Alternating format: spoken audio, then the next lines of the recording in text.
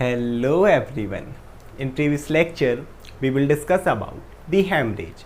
तो हमने देखा तो उसमें हेमरेज की डेफिनेशन, इसका इंट्रोडक्शन, साथ ही साथ हमने ये देखा था कि हम हेमरेज को 4 टाइप में क्लासीफाइड कर सकते हैं, है ना। तो सबसे पहले तो यही देखा था कि हेमरेज क्या था, आपकी ब्लड वेसल से ब्लड के लॉस को ही हमने बोला था हेमरेज, जिसे हम ब्लीडिंग भी कह सकते हैं। और हमने देखा था ये 4 टाइप का हो सकता है, माइनर, मेजर, अगर बहुत कम है तो माइनर, बहुत ज़्यादा अमाउंट ऑफ ब्लड का लॉस है तो उसे मेजर। इसके अलावा 2 और हमने देखे थे, एक था हमारा इंटरनल और एक्सटर्नल। एक्सटर्नल क्या था, जब ब्लड लॉस हो रहा था आपकी ब्लड वेसल से और वो ब्लड हमारी बॉडी के बाहर भी बह रहा था, जैसे कि इंजरी में होता है, एक्सीडेंट में आपको कट लगा, बॉडी के बाहर ब्लड बह रहा, ये था एक्सटर्नल। इसके अलावा एक था इंटरनल हेमरेज, जिसमें क्या हो रहा था, ब्लड जो है हमारी ब्लड वेसल से तो बाहर जा रहा था, मतलब जो हमारी ब्लड वेसल है ना बॉडी के अंदर, उनसे बाहर तो जा रहा था, लेकिन हमारी बॉडी के बाहर नहीं आ रहा था, हमारी बॉडी में ही स्टोर हो रहा था अंदर, है ना। इस चीज़ को हमने बोला था इंटरनल हेमरेज और इंटरनल ब्लीडिंग, और ये बहुत इंपॉर्टेंट है। आज हम पर्टिकुलरली इंटरनल हेमरेज के बारे में ही बात करेंगे। आप बोल सकते हैं इसके टाइप या फिर इसके एग्जाम्पल, क्योंकि इंटरनल हेमरेज को हम खुद बहुत सारे टाइप में डिवाइड कर सकते हैं अकॉर्डिंग टू सिचुएशन कि बॉडी के किस पार्ट में ब्लीडिंग हो रही है। तो स्टार्ट करते हैं। हमारा जो फर्स्ट टाइप है दैट इज इंट्राक्रैनियल हेमरेज। तो अब हेमरेज मैं बार बार एक्सप्लेन नहीं करूँगा, हेमरेज मतलब हमें पता है कि लॉस ऑफ ब्लीडिंग, है ना, ब्लड वेसल से बाहर। इसके अलावा इंट्राक्रैनियल, इस बट को तोड़ते हैं। तो इंट्रा का मतलब मैं बहुत बार बता चुका हूँ कि इंट्रा मतलब होता है अंदर, और क्रेनियल, क्रेनियल रिलेटेड है ब्रेन से। तो ब्रेन के अंदर जो ब्लीडिंग होती है, जो ब्लड लॉस होगा वहाँ की ब्लड वेसल से, उसे ही हम बोलते हैं इंट्राक्रैनियल ब्लीडिंग। क्या क्या कॉज हो सकते हैं, सिंपल सी बात है भाई, ब्रेन से तो एक तो इंजरी हो गई, एक तो वही खड़े ट्रक में गाड़ी ठोकना, जो कि मैंने बताया आजकल लोग गांजा फूंक फाँक के पता नहीं कहाँ जान खड़े ट्रक पे गाड़ी भेड़ दिए। दूसरी चीज़ ये है कि स्पोर्ट इंजरी, जो कि कॉमन होता है फुटबॉल वुटबॉल में हो सकता है कि कोई फुटबॉल एकदम से किसी के हेड में लग जाए, और भी काफ़ी स्पोर्ट्स हैं जिसमें चीज़ें हो सकती हैं। इसके अलावा और हम देखें तो एक तो फिर एक्सीडेंट है, कोई गाड़ी चला रहा है, इसलिए हेलमेट के लिए बहुत बोलते हैं भाई हेलमेट लगाओ, क्योंकि अगर आप गिरोगे तो बहुत चांस है कि आप बच जाओगे, ऐसे गिर गए तो फिर तो सर फूटना ही है। इसके साथ साथ लड़ाई झगड़े, एक दूसरे ने लट्ठ मार दिया, किसी के सर में खोपड़ी फट गई, इन सारे केसेस में, है ना, जैसे हम ट्रॉमा बोल देते हैं पर्टिकुलरली इन्हीं केस को, हेड इंजरी है, एक्सीडेंट है, तो ये क्या कर सकते हैं, आपके ब्रेन में ब्लीडिंग कॉज कर सकते हैं। अब क्या क्या सिम्टम्स या फिर कॉम्प्लिकेशन हमें देखने के लिए मिल सकते हैं। तो ब्रेन का नॉर्मल फंक्शन क्या है भाई, it is the control centre of our body. हमारी बॉडी में अगर हम देखें तो ब्रेन ही बाकी सारे सिस्टम को कंट्रोल कर रहा। तो अगर इसी में चोट है, इसी में डिफ़िकल्टी, हेमरेज है, तो बॉडी के सारे फंक्शन जो है ना वो बहुत सारे कहीं ना कहीं लॉस होंगे और उनमें बहुत सारी प्रॉब्लम आएंगी। तो क्या क्या चीज़ें हैं, सबसे पहले तो हेड एक हो जाएगा, पेन नॉर्मली, क्योंकि हेड में ना तो हेड एक हो गया। इसके अलावा वीकनेस हो गई, फिर साथ ही साथ आपको मेंटल प्रॉब्लम, मेंटल में क्या क्या आ सकता है, सोचने में थिंकिंग की प्रॉब्लम आ सकती हैं, मेमोरी की प्रॉब्लम आ सकती हैं, कई बार अंडरस्टैंडिंग में बहुत सारी डिफ़िकल्टी। इसके अलावा फिजिकल प्रॉब्लम, क्योंकि ब्रेन ही चीज़ों को कंट्रोल कर रहा, तो कई बार पैरालिसिस आपको हो सकता है ना। ऐसे बहुत सारी चीज़ें आपको देखने के लिए मिल सकती हैं। आगे देखें तो हमारा सेकेंड टाइप है हीमोथोरैक्स। फिर से बट को तोड़ो, हीमो का मतलब होता है ब्लड, और थोरैक्स ये पूरा है थोरेसिक कैविटी से, या तो आप थोरेसिक केस बोल लो या फिर रिब केस बोल लो। तो ये ब्लीडिंग कहाँ पर होगी, ब्लड इन थोरैक्स, आपकी जो थोरेसिक केज है या रिब केज है ना, तो bleeding between lungs and rib cage, जिसे हम थोरेसिक केज भी बोलते हैं। और इस स्पेस को अगर हम बोले ना प्लूरल स्पेस बोल सकते हैं, क्योंकि प्लूरा जैसे भी है ना, लंग्स की एक लेयर होती है, उसे ही प्लूरा बोलते हैं। तो उस स्पेस में अगर ब्लीडिंग है तो इसे हम बोलते हैं हीमोथोरैक्स। क्या क्या कॉज हो सकते हैं, फिर से जो फर्स्ट कॉज है दैट इज ट्रॉमा।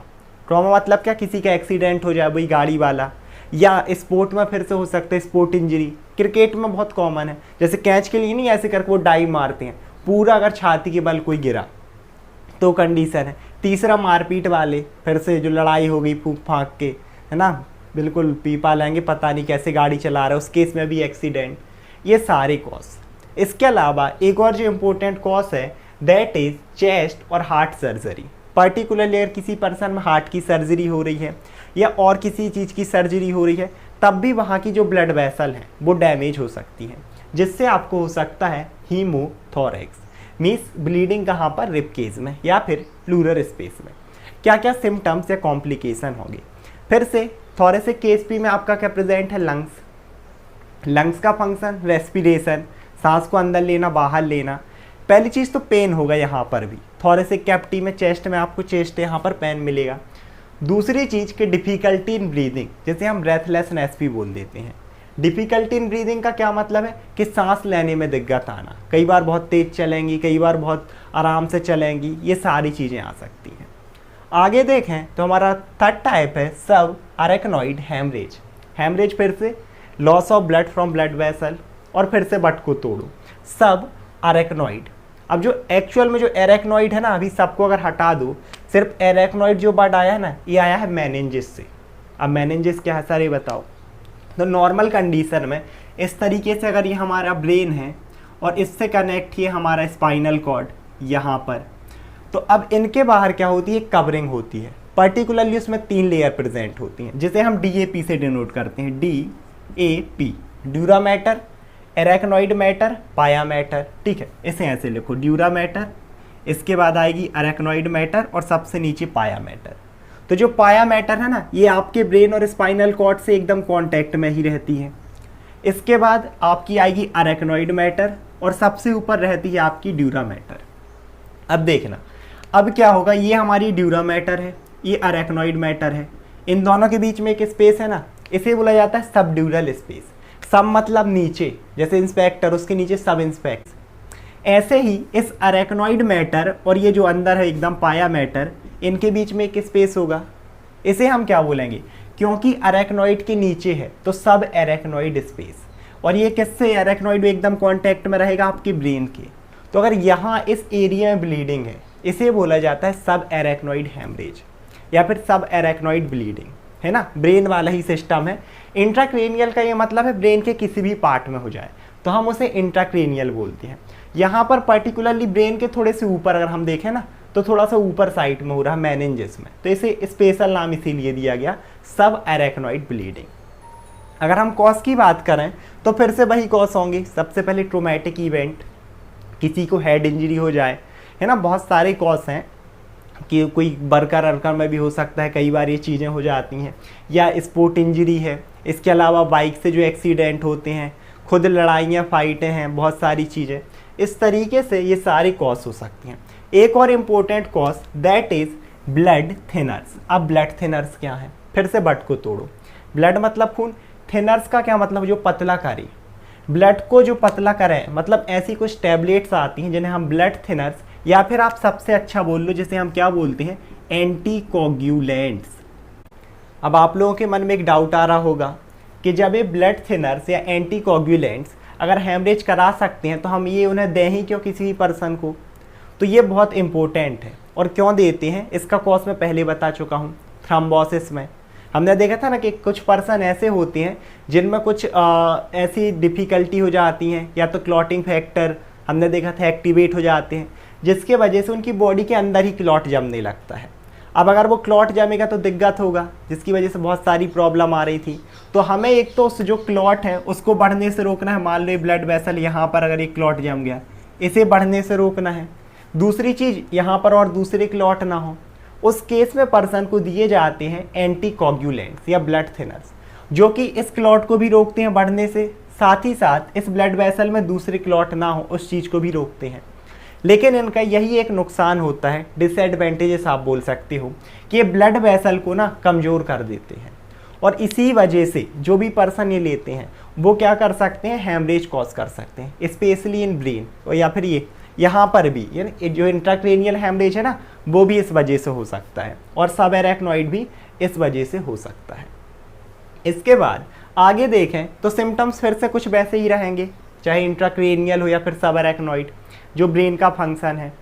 सबसे पहले मेंटल, इसके साथ साथ फिजिकल प्रॉब्लम, मेंटल में भाई आपकी थिंकिंग, कॉग्निटिव पावर, समझने की क्षमता, सोचने की क्षमता, और पर्सन बहुत परेशान होने लगता है ना, इरिटेशन, एजिटेशन, स्लीपिंग प्रॉब्लम होती हैं पर्सन को, कभी ज़्यादा सो रहा, कभी सो ही नहीं रहा।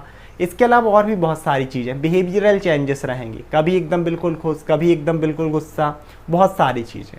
साथ ही साथ फिजिकल प्रॉब्लम, पर्टिकुलरली अब उसे क्या पैरालिसिस वाली कंडीशन आने लगेगी। एक तो पूरी बॉडी में पेन होगा कहीं ना कहीं, जितने भी जॉइंट्स हैं, साथ ही साथ पैरालिसिस हो सकता है कि कहीं की एकदम मूवमेंट ही लॉस हो जाए पर्सन में। ऐसी बहुत सारी चीज़ें। इसके अलावा अगर ये दोनों ही सीवियर कंडीशन में, चाहे वो इंट्राक्रेनियल हैमरेज हो या फिर सबएरेक्नॉइड, ये क्या कर सकता है, permanent damage of brain, means coma वाली कंडीशन, जिसमें पर्सन जिंदा तो रहता है लेकिन ब्रेन काम ही नहीं करता। तो वो एक, अगर हम देख रहे हैं तो मरने से बदतर ही हो जाता है। इससे अच्छा तो कोई अगर वो ही हो जाए तब भी सही रहता है। ऐसी ये कंडीशन बहुत गंदी हो जाती है कोमा वाली, अगर लाइफ टाइम के लिए है तो। इसके अलावा एक कोमा है और दूसरी चीज़ है कि सीधे डेथ ही कॉज कर दे, कि अभी हार्ट तो चल रहा था, भले ही कोमा में पर्सन था, जिंदा था, और कई अगर बहुत ज़्यादा हो जाए तो ये डायरेक्ट डेथ ही कॉज कर सकता है। अब हम बात करते हैं नेक्स्ट टाइप की, दैट इज हीमेट्यूरिया। फिर से वर्ड को तोड़ेंगे। सबसे पहले हमें यही वर्ड मिल गया हीम। तो हीम का मतलब हमने पहले भी देखा है ना। इसका क्या मतलब होता है, पूरा ब्लड से रिलेटेड है, यानी कि इसका मतलब फिर से ब्लीडिंग। और यूरिया, यूरिया किससे, यूरिन से रिलेटेड है। तो पर्टिकुलरली अगर किसी पर्सन की यूरिन में ब्लीडिंग हो रही है ना, यूरिन के साथ भी हम ब्लड का कुछ अमाउंट आ रहा, इस चीज़ को हम बोलते हैं हीमेट्यूरिया। यानी कि जब किस में ब्लीडिंग होगी, पर्टिकुलरली किसी पर्सन की यूराइनरी ट्रैक्ट में, या फिर और अगर यूराइनरी ट्रैक्ट में ब्लीडिंग है तो सिंपल सी बात है, यूरिन के साथ उसका कुछ ना कुछ अमाउंट बाहर आएगा ही। इसके बाद अगर हम कॉज की बात करें तो फिर से एक कॉज तो वही हो जाएगा ट्रॉमा, पर्टिकुलरली है ना, अगर इसमें कोई इंजरी हो गई, एक कॉज तो यही है। दूसरी चीज़ यहाँ पर अगर हम देखें तो किडनी एंड ब्लेडर स्टोन, क्या है, किडनी साथ ही साथ ब्लैडर का स्टोन, या तो किडनी में स्टोन हो जाए या फिर ब्लैडर में स्टोन हो जाए। उस कंडीशन में भी कहीं ना कहीं हम देखें ना तो वहाँ पर प्रेशर इंक्रीज होगा, जिसकी वजह से ब्लड वेसल डैमेज हो सकती हैं। इसके अलावा ब्लड थिनर्स, जैसे कि मैंने बताया, अगर किसी पर्सन जो है एंटीकोगुलेंट्स ले रहा, तब उसमें जो है ना ब्लड वेसल क्योंकि कहीं ना कहीं वीक हो जाएंगी, तब ये चीज़ हो सकती है। साथ ही साथ प्रोस्टेट एनलार्जमेंट, ये पर्टिकुलरली मेल में है, क्योंकि यहाँ पर प्रोस्टेट ग्लैंड है ना, मेल में ही प्रेजेंट होती है। तो अगर प्रोस्टेट ग्लैंड एनलार्ज होती है तब कहीं ना कहीं यही यूरेथ्रा वो डैमेज होगा, उस वजह से ब्लीडिंग हो सकती है। इसके आगे अगर हम देखें तो एक्सरसाइज, कई बार अगर सीवियर एक्सरसाइज कोई पर्सन कर रहा रिपीटेडली, तब क्या होगा, कहीं ना कहीं उसकी बॉडी में हम देखें तो बहुत ही ज़्यादा मेटाबॉलिक एक्टिविटीज़ होंगी। इस वजह से किडनी का काम होता है फिल्ट्रेशन। तो कई बार यहाँ पर GFR, जिसे हम ग्लोमेरुलर फिल्ट्रेशन रेट बोलते हैं, वो चीज़ें बढ़ती हैं और किडनी के ऊपर लोड कहीं ना कहीं होता है, तब भी ब्लड वेसल डैमेज हो सकती हैं। और फिर आपको यहाँ पर क्या देखने के लिए मिलेगा, हीमेट्यूरिया। आगे देखें तो हमारा नेक्स्ट टाइप है, अच्छा इसके अगर हम सिम्टम्स की बात करें तो सिम्टम्स क्या क्या देखने मिलेंगे। किडनी में अगर हम देखें तो mainly urinary tract, kidney, bladder, यहीं पर प्रॉब्लम हो रही हैं। कौन कौन सी चीज़ें दिक्कत देंगी, सबसे पहले पेन, एब्डोमिनल पेन, वो भी लोअर साइड में, क्योंकि किडनी नीचे साइड प्रेजेंट है, तो सबसे पहले एब्डोमिनल पेन। दूसरी चीज़ कि रीनल फेलियर, अगर बहुत ज़्यादा ब्लीडिंग हो रही है तब आपकी किडनी फेल भी हो सकती है, जो कि एक बहुत ही सीवियर कंडीशन है। आगे देखें तो हमारा नेक्स्ट टाइप है हीमार्थ्रोसिस। हीमार्थ्रोसिस, फिर से हीम अपना ब्लड से रिलेटेड, एंड आर्थ्रोसिस मैंने पहले ही बताया, आर्थर जो वर्ड है, it is totally related to joint. तो इसमें क्या होगा, पर्टिकुलरली अब जो ब्लीडिंग होगी जॉइंट कैविटी में, bleeding in joint cavity is known as haemarthrosis. मैंने बताया था ना कि इस तरीके से ये समझ लो कि ये हमारी एक बोन है, ऐसे यहाँ नीचे से अगर हम एक और बनाएं तो ये हमारी दूसरी बोन है। अब इन दोनों के बीच में बहुत वैसे पास पास बन गई, इस तरीके की कैविटी प्रेजेंट होती है, जिसमें प्रेजेंट होता है साइनोवियल फ्लूइड, इस तरीके से, जो कि फ्रिक्शन यहाँ पर रेजिस्ट करता है, मूवमेंट में हेल्प करता है। अब अगर किसी भी वजह से यहाँ पर ब्लीडिंग हो रही है इस जॉइंट कैविटी में, तो यहाँ पर ब्लड भरने लगता है, इस चीज़ को बोला जाता है हीमार्थ्रोसिस, जॉइंट कैविटी में ब्लड का भरना। अब क्या क्या कॉज हो सकते हैं, फिर से अगर हम देखें तो क्या होगा, सबसे पहले हीमोफीलिया, जो हमने डिसीज़ पढ़ा था, क्लॉटिंग फैक्टर की कमी थी, जिस वजह से अपने आप ही कई बार यहाँ से क्या होने लगती है, ब्लीडिंग। इसके अलावा आगे हम देखें तो ट्रॉमा, कोई इंजरी हो जाए पर्टिकुलरली, कई बार हम गिर जाते हैं तब हमें पेन होता है, बाहर से ब्लड नहीं बहता लेकिन इसलिए पेन होता है क्योंकि कहीं ना कहीं अंदर ही अंदर ब्लीडिंग हो रही होती है। तो वही केस है, फ्रैक्चर है। तब अगर ये सारी चीज़ें होंगी तब किस चीज़ में दिक्कत आएगी? पहली चीज़ पेन, अगर ये सिम्टम्स रहेगा जॉइंट में। साथ ही साथ अब आपकी वॉकिंग में प्रॉब्लम आने लगेगी पर्सन को, है ना, चलने में, खड़े होने में, क्योंकि जॉइंट में ही दिक्कत है। अगर आपके नी जॉइंट में हो गया तब खड़े होने में दिक्कत आ सकती है, पोस्चर मेंटेन करने में प्रॉब्लम, है ना। और देखें तो डिक्रीज रेंज ऑफ मोशन, अगर यहाँ पर मान लो शोल्डर जॉइंट में अगर ब्लीडिंग है तब ये जो पूरे मूवमेंट है, सरकमडक्शन, इस तरीके से हमें दिक्कतें आएंगी परफॉर्म करने में। साथ ही साथ स्वेलिंग, ब्लीडिंग होगी तो स्वेलिंग कॉमन ही है। आगे देखें तो हमारा है हीमोपेरिटोनियम। फिर से हीमो जो रिलेटेड है ना, हीमो ये जो बार बार आ रहा ब्लड से, और पेरिटोनियम। अब पेरिटोनियल अगर जो कैविटी है उसमें ब्लीडिंग होगी उसे हम बोलेंगे हीमोपेरिटोनियम। अब फिर आप बोलोगे सर ब्लीडिंग छोड़ो, पहले पेरिटोनियम बताओ। पेरिटोनियम क्या होती है? कवरिंग, जैसे प्लूरल लंग्स की कवरिंग होती है ना। पेरिकार्डियम हम देखें तो हमारे हार्ट की कवरिंग होती है। सेम है जो पेरिटोनियम है ना, जो हमारे जितने भी विसरल ऑर्गन है स्पेशली एब्डोमिनल कैविटी के अंदर, उसके उन विसरा के ऊपर एक कवरिंग प्रेजेंट होती है जिसे हम बोलते हैं पेरिटोनियम। एनाटमी में से बहुत अच्छे से पढ़ेंगे। तो ये पूरे जो विसरल ऑर्गन है ना, पर्टिकुलरली आपके लिवर, स्टमक, इन सब में इसकी कवरिंग प्रेजेंट होती है। और इसकी भी दो लेयर होती है, एक आउटर एक इनर। दोनों के बीच के स्पेस को बोला जाता है पेरिटोनियल कैविटी। तो अगर किसी वजह से इसमें ब्लड भर रहा है, यहाँ की अगर ब्लड वेसल डैमेज है, इसे बोला जाता है हीमोपेरिटोनियम। तो bleeding in peritoneal cavity. Cause क्या है? ट्रॉमा, फिर से कोई गिर जाए, इंजरी हो जाए उस केस में। साथ ही साथ फीमेल में मेंस्ट्रुएशन, पर्टिकुलरली मेंस्ट्रुअल साइकिल के टाइम पर भी ना ये चीज़ देखने के लिए मिलती है, कई बार यहाँ पर ब्लीडिंग हो जाती है ना। आगे देखें सिम्टम्स में तो फिर से वही, अगर पेरिटोनियम में दिक्कत है, अच्छा यही जो पेरिटोनियम है ना, मान लो ये है आपका क्या, स्टमक, पर्टिकुलरली ये स्टमक है, इसके ऊपर इस तरीके से पेरिटोनियम कहीं ना कहीं जितने भी ऑर्गन हैं एब्डोमिनल कैविटी में उन्हें कवर करती है एक फोल्ड बनाकर, और यही मूवमेंट अलाउ करती है कितना मूवमेंट करना है कितना नहीं करना। तो एक तो पेन होगा, और दूसरी चीज़ अगर इसी में ब्लीडिंग होगी, इसका फंक्शन बिगड़ेगा तो मूवमेंट है ना, जो ऑर्गन के जो मूवमेंट है, जो सिचुएशन है, काफ़ी सारी डिफ़िकल्टी देखने के लिए मिल सकती है। The next type is haematochezia. तो फिर से बट को तोड़ते हैं। पहला वर्ड है हीमेटो, यानी कि फिर से ब्लीडिंग, ब्लड, और दूसरा है सेजिया। अब पर्टिकुलरली ये जो वर्ड है ना, ये पूरा हमारा कहाँ से रिलेटेड रहेगा? आप बोल दो या तो स्टूल से या फिर रेक्टम से, है ना, हमारा एनस हो गया, रेक्टम हो गया। तो इस कंडीशन में क्या होता है, पर्टिकुलरली आपके स्टूल में आप बोल सकते हैं एनस, रेक्टम, यहाँ से ब्लीडिंग होने लगती है। तो ब्लीडिंग कहाँ पर होगी? ब्लीडिंग इन जीआईटी, उसमें भी लोअर पार्ट ऑफ जीआईटी, है ना, आपका रेक्टम है, एनस है। तो उसमें क्या होगा कि अब स्टूल के थ्रू ब्लीडिंग आने लगेगी। क्या क्या कॉसेस हो सकते हैं? पहली चीज़ कि आपका जो लोअर जीआई ट्रैक्ट है, पर्टिकुलरली इंटेस्टाइन है, रेक्टम है, एनस है, वहाँ पर अल्सर्स हो जाएं, वहाँ पर कोई कट लग जाए, जिसकी वजह से ना पेप्टिक अल्सर, स्पेशली अगर फीमेल की बात करें तो उनमें मेंस्ट्रुएशन, मेंस्ट्रुअल साइकिल में भी इसमें स्टूल के साथ ब्लीडिंग हो सकती है। अगर हम सिम्टम्स की बात करें तो सिम्टम्स वही जनरली रहेंगे, क्योंकि जीआई ट्रैक्ट में ब्लीडिंग है तो जीआई ट्रैक्ट में पेन, स्पेशली कहाँ पर होगा? लोअर जीआई ट्रैक्ट में, लोअर एब्डोमिनल कैविटी में पेन देखने के लिए मिलेगा। इसके साथ साथ डिफ़िकल्टी इन डिफिकेशन, क्योंकि अगर वहाँ से ब्लड आ रहा या फिर एनस या रेक्टम में कोई कट है, अल्सर्स हैं, तो फिर वो डेफिनेटली डिफिकेशन में आपको प्रॉब्लम हो सकती है, मीन्स स्टूल पास करने में।